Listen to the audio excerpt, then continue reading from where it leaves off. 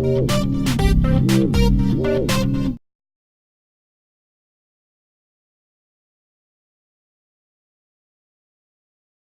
let's call this meeting to order. Okay, so we'll move on to new business. First of all, we have commissioner reappointments, and to the best of my knowledge, we have not had any reappointments completed yet. We did receive a packet of information from the mayor today. We only have 6 copies, is my understanding, so not everyone has had an opportunity to review this. Right. So what I'd like to do is make sure that everybody gets a copy of this and table it until the next meeting, and then we'll discuss this issue. Max Weaver, you asked to say a few words. Can I now? Sure. Okay, thank you. Madam Chair, Directors, Lionel, I appreciate the opportunity.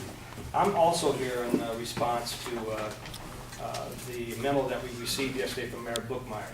I'm going to make a clarification here, and I want to go on the record with what I have to say. My reference is to this. It's in the packet right here. It's true, I did provide that to over the phone to Pam Stecker, to Brent Trout. Only in response, though, and in the packet here it says, let me read this. It's kind of a convoluted packet, some of the stuff that's in here. And it says, one memo from Councilman Weaver that was the genesis of asking other council members to reduce the budget for Human Rights Commission last year. Yes, I am the author of that memo. No, I am not the origin of cutting human rights budget or the discussion. The word genesis makes me feel as though I'm guilty. I am the one who said, we're going to cut this budget. We're going after human rights. No, that discussion started weeks before Mr. Weaver went to Mr. Trout with the $50,000 figure. My comments today can be corroborated with another council member who spoke directly to the mayor, who at that time was talking to this council member who was new on the council, that did you see how much we budget them? Do you see how much they get? Provide information about what do other human rights groups do and what their budgets are, and gave him that information. I discussed this morning with that other council member. He will go on the record as telling that his conversations with the mayor were way early before the genesis of my comment. No, my comment came about after several backdoor discussions in the city hall and a couple at the table during budget session, is that something was in the air. You're talking to a journeyman council member in the community that takes pride in what he does. And I have never saw a budget time in my 12 years ever remotely talk about human rights. There never was. We never had that discussion. We never had an issue with, which I think your board can back that up. Some of you have been involved as long as I have. So that never ever happened. No, the genesis of the discussion of cutting human rights started with Mayor Bookmeyer right there. I'm calling him a liar to your face, Eric, about what you've put in here. I'm not the genesis of anything. You know, my reaction to that was the scuttlebutt that was going on behind the scenes. Again, will be corroborated by another council member that had conversations with Mr. Bookmeyer. So, I'm here today to tell you that that memo in here is inaccurate, and what I did with that $50,000 is, yes, I did go there, because I'm savvy enough as a council person, and yes, savvy.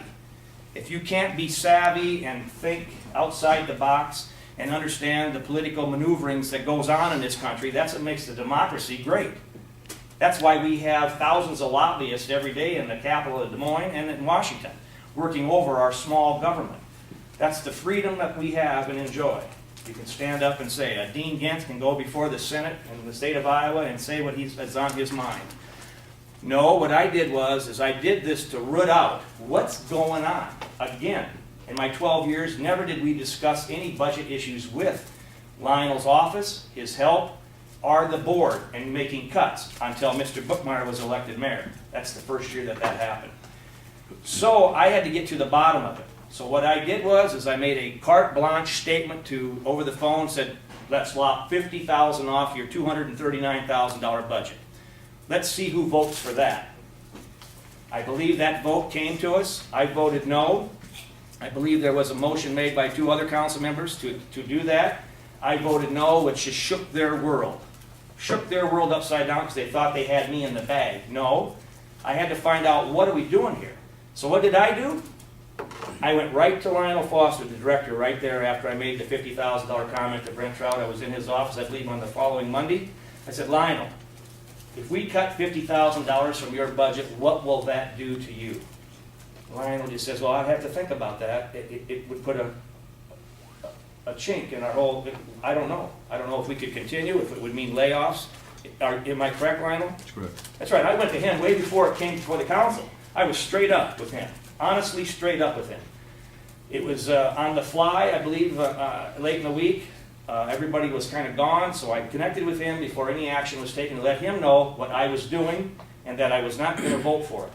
Did I tell you I was not going to vote for it? Yes, I did. I am not going to vote for that, but I have to find out what's the motivation here.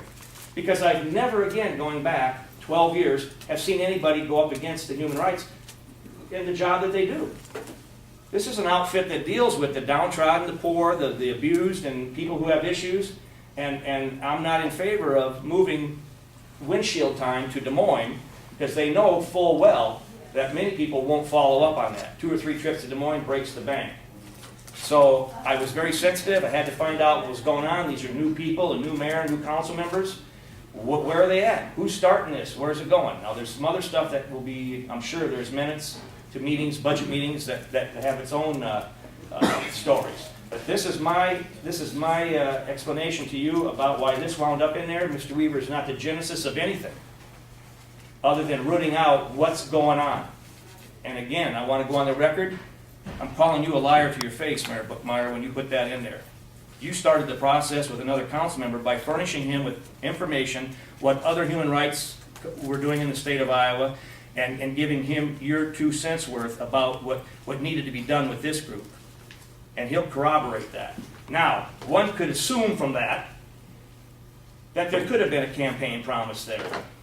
If there was money given from another outfit that has done business with you, that happens all the time in this country. That happens, let's be honest, that happens all the time. That's your right to lobby. And that's your right to accept campaign contributions and have a co-chair that also has got close connections. So all this scuttlebutt here of 30 paranoid pages or whatever it is, I've never before in my life.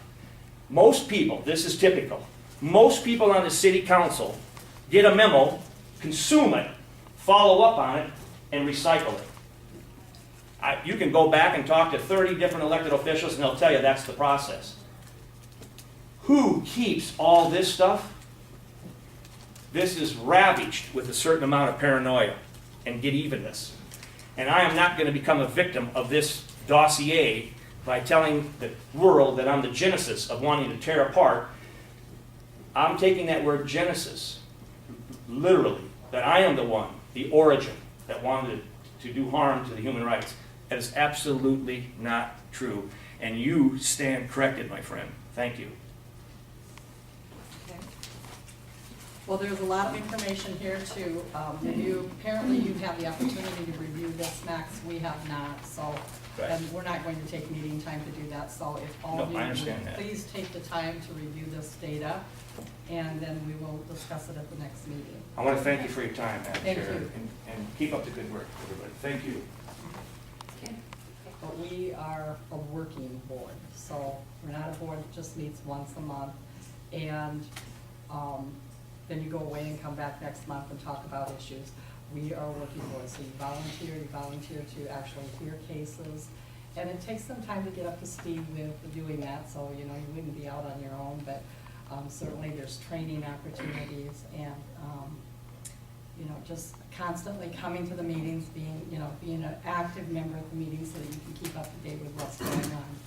So just so that you're aware of that. Too many people don't understand what this board does, this commission does. They have their preconceived notions as to what the context and content of what we're looking at, and we're looking at cases of discrimination. You don't understand what discrimination is in the first place. This country, you only have to look at the history of the country and look at the current status of affairs in this country to understand that we still do have people in this country who discriminate. They will do it. And some will do it deliberately, some will do it as they think innocently, but nonetheless it happens. There are always evolving concepts in employment and discrimination that come up. For example, there's a new theory that's being developed in law. When I say law, in courts out in California, dealing with intrinsic bias. It means basically that we all have our own biases. It depends on how we're raised, and sometimes those biases subconsciously set into our actions, into our comments, into our activities as it relates to other individuals. So this commission doesn't act on its own. It acts as a result of what the courts say you're supposed to look at when you're reviewing evidence that you gather in a particular case. So it's much more complicated, but it is terrifying. Once you get the gist of it, it falls in pretty easily. Like you found this out in your time here. So it is very time consuming. We've had difficulty getting people on because of that. If we were like some agencies, Cedar Rapids, for example, who has a $300,000 budget, and I think 3 or 4 staff members, the staff members would do all of this, and the commissioners just sit on the sidelines and they don't do much. But this commission, 27 years ago, said, we're going to do it. We're not going to burden anyone. We're going to do the job ourselves, and we're going to help the staff get the job done. And so from that point on, everybody gets in and pitches in, and they do the investigation. So.